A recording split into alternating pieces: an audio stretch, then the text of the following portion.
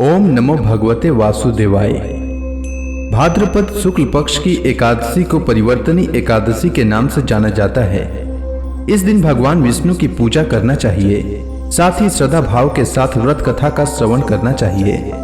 इससे भगवान विष्णु प्रसन्न होते हैं और अपने भक्तों की हर मनोकामना पूर्ण करते हैं। इस बार भाद्रपद शुक्ल एकादशी यानी परिवर्तनी एकादशी 6 सितंबर मंगलवार को है। परिवर्तनी एकादशी के दिन भगवान विष्णु के वामन अवतार की पूजा की जाती है। इसे भारत के कई क्षेत्रों में पार्श्व एकादशी के नाम से भी जाना जाता है। इस एकादशी पर श्रीहरि शयन करते समय करवट लेते हैं, इसलिए इस एकादशी को परिवर्तनी एकादशी कहा जाता है। इसे पद्मा एकादशी के नाम से भी जाना जाता है। इस एकादशी व्रत में भगवान विष्णु के वामन अवतार की पूजा करने से वाजपेय यज्ञ के समान फल प्राप्त होता है और मनुष्य के समस्त पाप नष्ट हो जाते हैं।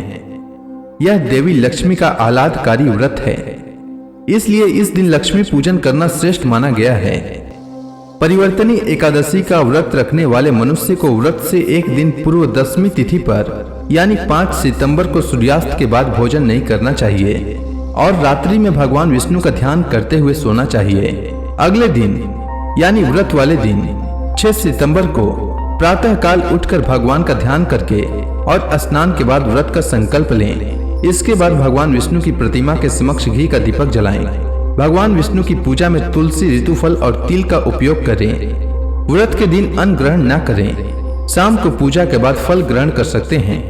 व्रत के दिन दूसरों की बुराई करने और झूठ बोलने से बचें। एकादशी के अगले दिन द्वादशी को यानी 7 सितंबर को सुबह 8:19 के बाद व्रत का पारण करें और जरूरतमंद व्यक्ति या ब्राह्मण को भोजन कराएं, साथ ही दान दक्षिणा दें। अब आइए श्रवण करते हैं परिवर्तनी एकादशी व्रत कथा।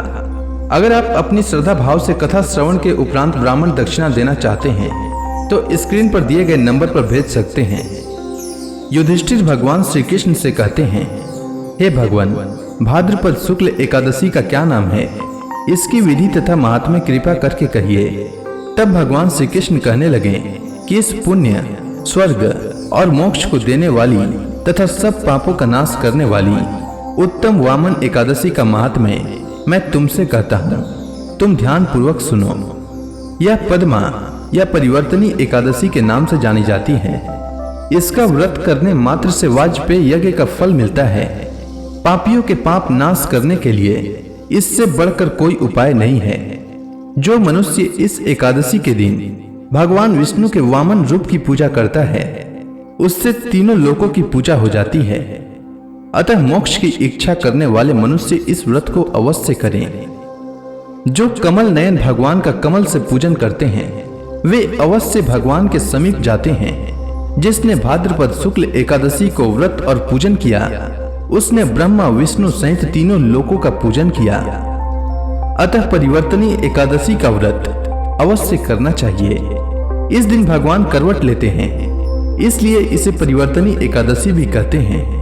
भगवान के वचन सुनकर युधिष्ठिर ने कहा कि हे भगवान, मुझे अति संदेह हो रहा है कि आप किस प्रकार सोते और करवट लेते हैं तथा किस तरह राजा बलि को बांधा और वामन रूप रखकर क्या क्या लीलाएं की।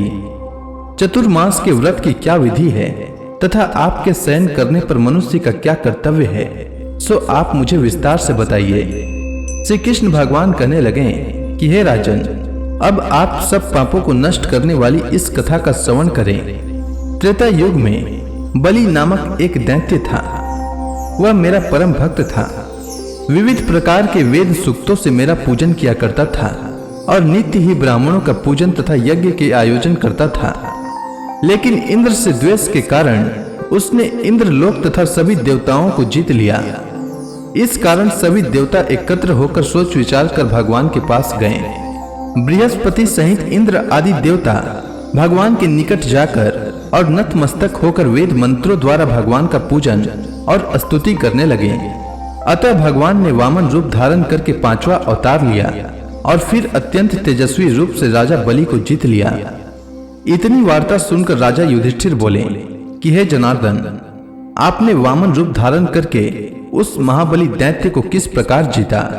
श्री कृष्ण भगवान कहने लगे कि मैंने वामन रूप धरकर बलि से 3 पग भूमि की याचना करते हुए कहा कि ये मुझको 3 लोक के समान है और हे राजन, यह तुमको अवश्य ही देनी होगी। राजा बलि ने इसे तुच्छ याचना समझकर 3 पग भूमि का संकल्प मुझको दे दिया और मैंने अपने त्रिविक्रम रूप को बढ़ाकर यहाँ तक कि भूलोक में पद, भूवर लोक में जंघा, स्वर्ग लोक में कमर, मह लोक में पेट, जन लोक में हृदय, यम लोक में कंठ की स्थापना कर सत्य लोक में मुख, उसके ऊपर मस्तक स्थापित किया। सूर्य, चंद्रमा आदि सब ग्रह गण, योग नक्षत्र, इंद्र आदि देवता और शेष आदि सब नाग गणों ने विविध प्रकार से वेद सूक्तों से प्रार्थना की।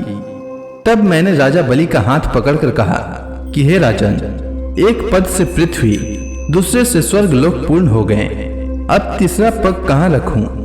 तब बलि ने अपना सिर झुका लिया और मैंने अपना पग उसके मस्तक पर रख दिया, जिससे मेरा वह भक्त पाताल को चला गया।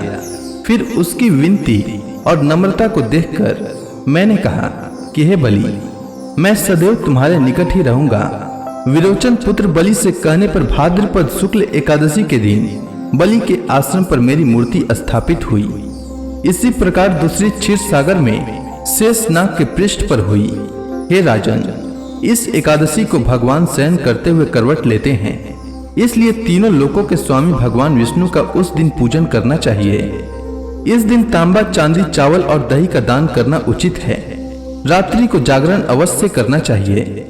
जो विधि पूर्वक इस एकादशी का व्रत करते हैं वे सब पापों से मुक्त होकर स्वर्ग में जाकर चंद्रमा के समान प्रकाशित होते हैं और यश पाते हैं। जो पाप नाशक इस कथा को पढ़ते या सुनते हैं उनको 1000 अश्वमेध यज्ञ का फल प्राप्त होता है। तो इसी के साथ भाद्रपद शुक्ल पक्ष की एकादशी यानी परिवर्तनी एकादशी की व्रत कथा समाप्त होती है। तो प्रेम से बोलिए भगवान विष्णु की जय, माता लक्ष्मी की जय।